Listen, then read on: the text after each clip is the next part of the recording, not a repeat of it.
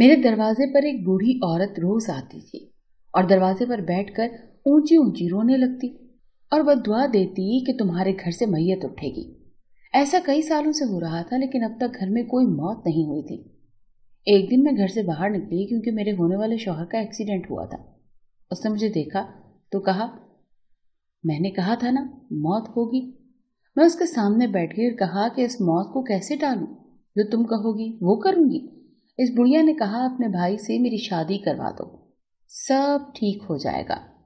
میں مان گئی اور بھائی جی شادی اسی وقت کروا دی اور اسی شوہر بھی ٹھیک ہو گیا۔ بڑھیا کی رخصتی ہوئی تو رات میں اس کے کمرے میں گئی جہاں بھائی بھی تھا۔ اندر قدم رکھا ہی تھا کہ جان نکل گئی، کیونکہ وہاں تو ہماری زندگی میں کچھ ایسے حادثات ہوتے ہیں کہ نہ چاہتے ہوئے بھی ہمیں انہیں قبول کرنا پڑتا ہے۔ جن باتوں کا ہم تصور بھی نہیں کر سکتے وہ حقیقت بن کر ہمارے سامنے مجسم ہو جاتے ہیں۔ اور ایسا ہی ایک ناخوشگوار واقعہ میری زندگی میں ہوا جو میرے گلے کی ہڈی بن گیا۔ نہ میں اسے نگل سکتی تھی اور نہ ہی اگل سکتی تھی۔ اور ایسا اس دن سے شروع ہوا جب میں نے پہلی بار اس بوڑھی عورت کو اپنے گھر کی چوکھٹ پر بیٹھے دیکھا۔ میں اس دن گھر کا سامان لانے کے لیے بازار جانے کی غرض سے باہر نکلی تو باہر ایک بوڑھی عورت دروازے کی چوکھٹ پر بیٹھی تھی۔ میں نے اسے 10 روپے نکال کر پکڑائے۔ اس پر اس عورت نے کھا جانے والی نظروں سے مجھے گھورا اور کہا کہ 10 روپے کون سا تمہارے گھر پر آنے والی بلا کو ٹال دیں گے؟ انشاءاللہ میت اٹھے گی۔ اس کی یہ بات سن کر میں ساکت رہ گئی۔ میں نے آج تک فقیروں کو دعائیں دیتے دیکھا اور یہ پہلی فقیرنی تھی جو بنا کسی وجہ کے مجھے بد دعائیں دے رہی تھی۔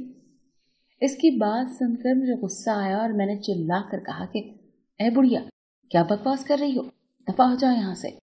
میں اسے ڈانٹتی ڈپٹتی آگے بڑھ گئی، لیکن وہ بوڑھی عورت وہیں بیٹھی رہی اور یہی کہتی رہی کہ تیرے گھر پر موت ناچ رہی ہے، تو دیکھنا جلدی میت اٹھے گی، تو اپنا سب سے پیارا رشتہ کھو دے گی۔ میں اسے نظر انداز کرتی بازار پہنچی اور اپنی ضرورت کا سامان لے کر واپس آ گئی۔ میں کچھ زیادہ سامان نہیں لائی تھی کیونکہ ہم گھر میں 2 ہی افراد تھے، ایک میں اور ایک میرا چھوٹا بھائی۔ میرے ماں باپ دونوں اس دنیا سے رخصت ہو چکے تھے۔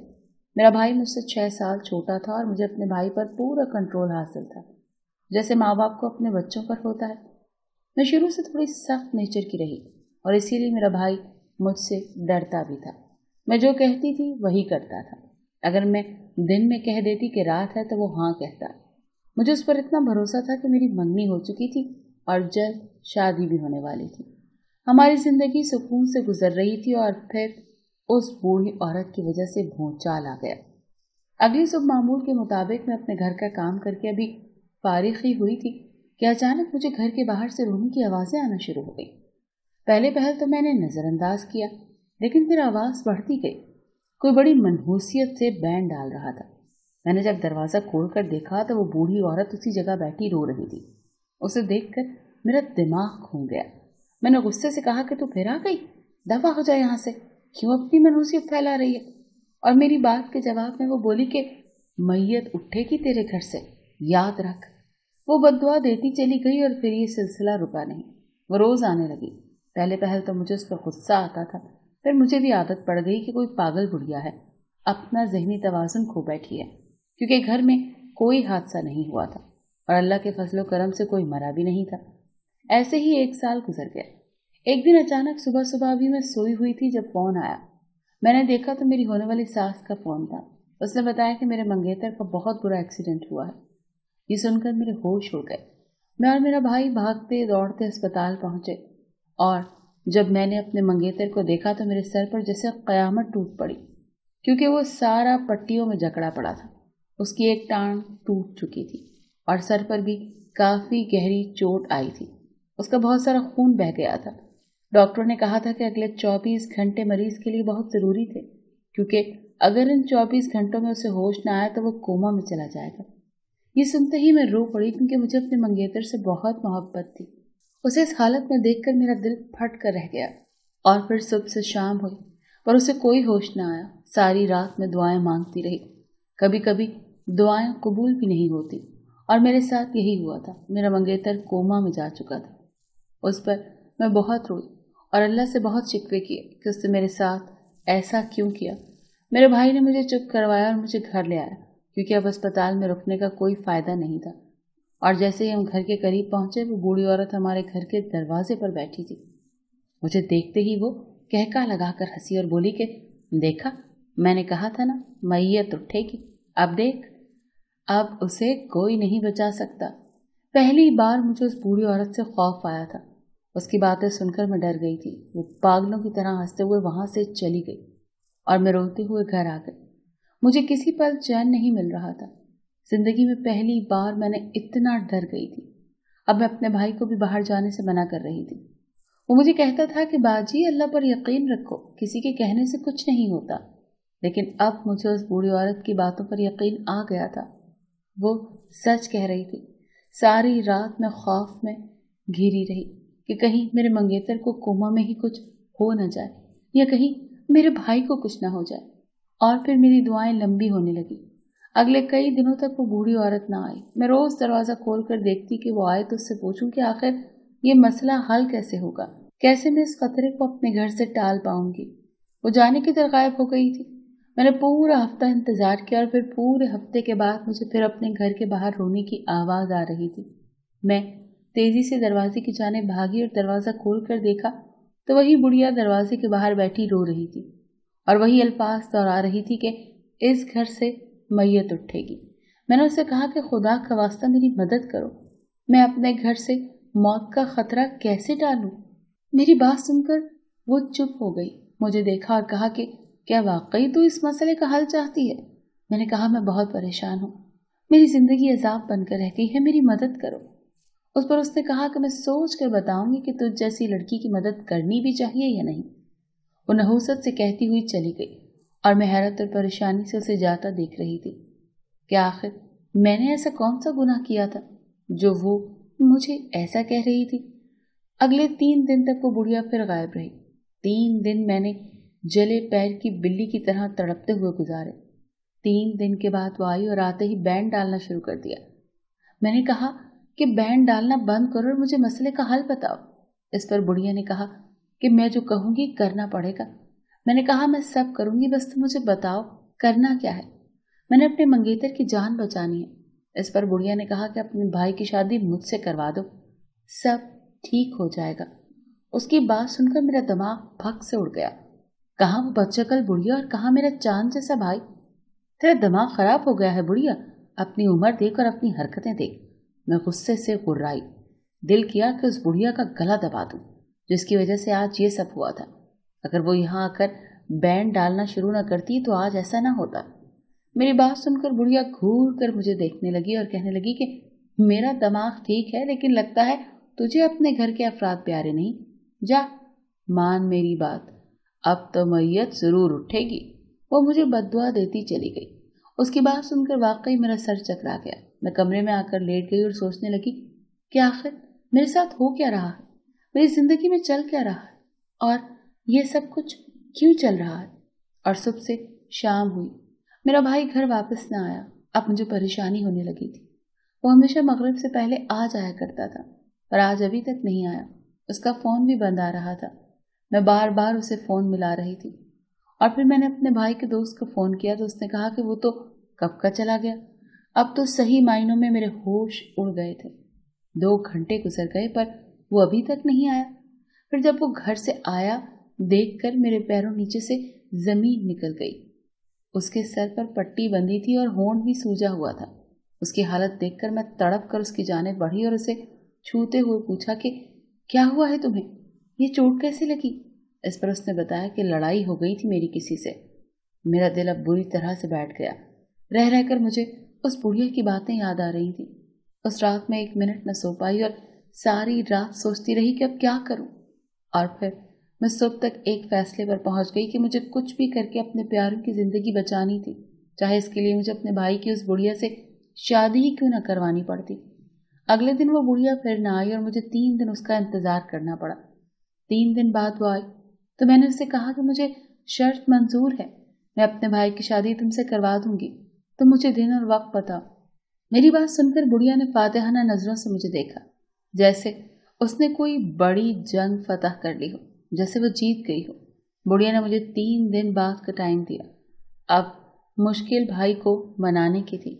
شام کو وہ گھر آیا تو میں نے اسے ساری بات بتائی، لیکن میری بات سنتے ہی وہ اچھل پڑا۔ میں ایسا ہرگز نہیں کروں گا، میں کسی بڑھیا سے شادی کیوں کروں؟ اسے غصہ آ گیا۔ میں نے اس سے کہا کہ دیکھو، بس تمہیں نکاح کرنا ہے اس سے، ہمارے اوپر کو خطرہ منڈلا رہا ہے، وہ اتر جائے گا، بعد میں چاہے طلاق دے دینا۔ پر میرا بھائی صاف انکار کر کے چلا گیا۔ مجھے حیرانی ہوئی کہ جس بھائی نے آج تک کبھی انکار نہیں کیا وہ کیسے میری بات ٹال سکتا ہے۔ مجھے غصہ بھی آیا، لیکن پھر میں نے اسے ایموشنل بلیک میل کر کے منا ہی لیا۔ پر جانے کیسی یہ خبر پورے محلے میں جنگل کی آگ کی طرح پھیل گئی کہ میرے بھائی کی شادی ایک بڑھیا سے ہو رہی ہے۔ سب مجھے لان تان کرنے لگے۔ میرا غصے اور دکھ سے برا حال تھا، لیکن مجھے کسی کی پرواہ نہ تھی۔ کوئی میرے بھائی کے نکاح میں شامل نہ ہوا، اور پھر میں نے اپنے بھائی کا نکاح اس بڑھیا سے کر دیا۔ وہ دلہن بنی ہوئی تھی، لیکن اس نے چہرے پر گھونگھٹ ڈال رکھا تھا۔ مجھے اپنی بے بسی پر رونا آ رہا تھا کہ میں نے اپنے بھائی کی زندگی تباہ کر دی، لیکن اس کی جان بچانے کے لیے مجھے یہ سب کرنا پڑا۔ دلہن کو گھر لانے کے بعد میں اسے بھائی والے کمرے میں بٹھا آئی اور خود بھی باہر آ گئی۔ وہ صحن میں سر پکڑ کر بیٹھا تھا۔ میں اس کے پاس گئی اور اسے سمجھایا کہ پریشان مت ہو، بس کچھ دنوں کی تو بات ہے، انشاءاللہ سب ٹھیک ہو جائے گا۔ اس پر میرے بھائی نے کچھ نہ کہا اور خاموشی سے اٹھ کر باہر چلا گیا۔ اب میں نے سوچا کہ میں اس بڑھیا سے جا کر دو ٹوک بات کروں کہ میرے بھائی سے ذرا دور ہی رہے۔ اس گھر میں تو آ گئی ہے، لیکن مالکن بننے کے خواب نہ دیکھے۔ پر جیسے ہی میں کمرے میں گئی وہ کپڑے بدل چکی تھی اور شیشے کے سامنے کھڑی دوپٹے سے نماز کے پڑھنے کی خاطر حجاب کر رہی تھی۔ مجھے اس کا چہرہ نظر نہ آیا۔ سنو بڑھیا، میں نے غصے سے اسے پکارا۔ چلو اچھا ہوا وہ دلہن بنی نہیں بیٹھی رہی۔ اور پھر وہ جیسے ہی پلٹی تو اسے دیکھ کر مجھے چکر آ گیا۔ میں گھبرا کر پیچھے ہٹی۔ تو تم یہاں کیا کر رہی ہو؟ میں نے حیرت سے پوچھا۔ وہ بڑھیا نہیں تھی بلکہ جوان لڑکی تھی اور اس کا نام مصباح تھا۔ میں اسے اسکول کے زمانے سے جانتی تھی۔ اس نے ایک نظر میری طرف دیکھا اور پھر خاموشی سے جائے نماز اٹھائی اور نماز پڑھنا شروع کر دی۔ میں بے یقینی کی کیفیت میں باہر آ کر صحن میں بیٹھ گئی۔ میرے ذہن میں ماضی کی یادیں چلنے لگی، اس وقت کی جب میں اسکول میں تھی۔ میری کلاس میں ایک لڑکی تھی جس کا نام مصباح تھا۔ وہ تھوڑی عجیب تھی، اسے اینک لگی ہوئی تھی اور وہ ہمیشہ بالوں کو تیل لگا کر 2 چٹیاں کیے رکھتی تھی۔ اس کے نین نقش موٹے موٹے تھے۔ وہ زیادہ خوبصورت نہیں تھی اور اس کا رنگ بھی سانولا تھا، لیکن وہ پڑھائی میں بہت اچھی تھی، ہمیشہ فرسٹ آتی اور مجھے دوسرے نمبر پر آنا پڑتا۔ مجھے اس سے نفرت ہو گئی کہ یہ کالی کلوٹی لڑکی فرسٹ کیوں آ جاتی ہے۔ یوں میں اس کا مذاق اڑانے لگی۔ وہ جہاں ملتی اپنی دوستوں کے ساتھ مل کر اسے موٹی کہنا، کالی کہنا، بد شکل کہنا شروع کر دیا۔ وہ مجھ سے ڈرنے لگی تھی اور پھر ایک دن وہ غلطی سے مجھ سے ٹکرا گئی اور میں نے غصے میں اس کی چٹیاں کھینچ ڈالی اور اسے دھکے دینے شروع کر دیے۔ ہم نے مل کر اس کا اتنا مذاق اڑایا کہ وہ رونے لگ گئی، اور پھر اس کے بعد وہ کبھی مجھے اسکول میں نظر نہ آئی، اور اتنے سالوں بعد آج وہ میرے ہی گھر میں تھی، اور اس حق سے میں حیران رہ گئی تھی۔ وہ پہلے جیسی بالکل نہیں رہی تھی، اس کا رنگ صاف ہو گیا تھا اور اس کے چہرے سے عجیب سا نور پھوٹ رہا تھا۔ میں اسی سوچ میں سرگرداں تھی جب میرا بھائی گھر میں داخل ہوا اور میرے پاس آ کر بیٹھ گیا۔ مجھ سے بات کرنا چاہتا تھا۔ اس نے جیسے ہی مجھے ہاتھ لگایا تو پریشان ہو گیا۔ میں ٹھنڈی پڑ چکی تھی اور پھر نماز پڑھنے کے بعد مصباح باہر آئی۔ اسے دیکھ کر میرا بھائی چونک گیا۔ مصباح کا چہرہ آنسوؤں سے تر تھا۔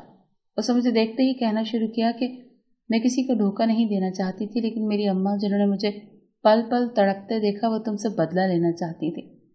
تم جانتی بھی ہو اس دن جب تم نے اسکول میں میرے ساتھ وہ سب کیا، اس کے بعد مجھے خود سے نفرت ہو گئی۔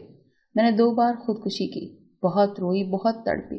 میں مرنا چاہتی تھی، لیکن احسن بھائی نے مجھے بچا لیا اور پھر سب نے مل کر مجھے جینا سکھایا۔ مجھے باہر بھیج دیا اور میں نے اچھی تعلیم حاصل کی۔ میں جیسی تھی میں نے خود کو قبول کیا۔ احسن کا نام سن کر مجھے کرنٹ لگا۔ احسن میرا منگیتر تھا۔ اس نے بتایا تھا کہ اس کی ایک بہن ہے جو باہر رہتی ہے، یعنی وہ مصباح تھی۔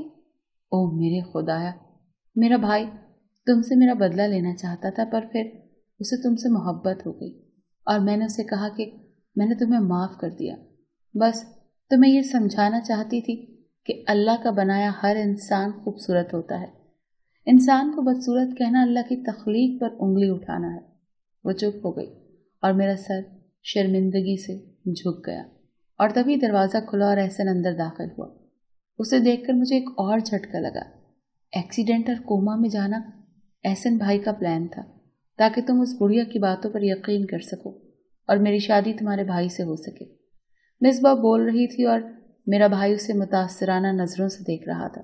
یقیناً وہ اس کی ذہانت اور اس کی پاکیزگی اور اچائی کا قائل ہو چکا تھا۔ احسن کو دیکھ کر میری آنکھوں میں پانی آ گیا۔ وہ بالکل ٹھیک تھا۔ میں بے ساختہ اس کی جانب بڑھی اور اسے چھو کر دیکھا کہ وہ واقعی حقیقت ہے یا خواب۔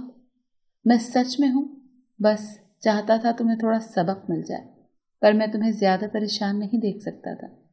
اس کی بات سن کر میں رو دی۔ میں نے مصباح سے معافی مانگی اور اس نے مجھے گلے سے لگا لیا۔ میں خدا کا جتنا شکر ادا کرتی اتنا ہی کم تھا کہ اتنے دنوں بعد اللہ نے ہمارے گھر میں خوشیاں لوٹا دی تھی اور سب کچھ ٹھیک ہو گیا تھا۔